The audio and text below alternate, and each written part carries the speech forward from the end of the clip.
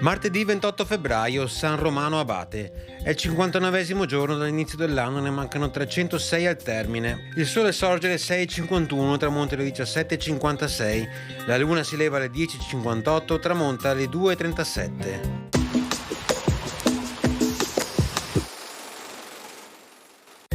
Secondo proposta del doge Pietro Gradenigo, sono ammessi al Maggior Consiglio per 6 mesi rinnovabili coloro che ne hanno fatto parte nel quadriennio addietro. È la cosiddetta serrata del Maggior Consiglio, con la quale viene allargata la partecipazione del patriziato alla massima assemblea costituzionale, evitando il rischio di una dinastia familiare. Con questa legge però il popolo restava escluso dalla vita politica e il potere diveniva ereditario, accentrandosi nelle mani dei patrizi già in carica.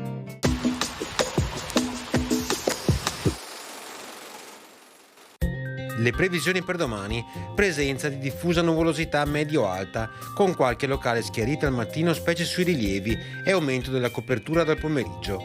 Probabili dalle ore centrali precipitazioni di modesta entità a partire dalla pianura e poi in estensione alle zone montane, con neve oltre i 1000 metri.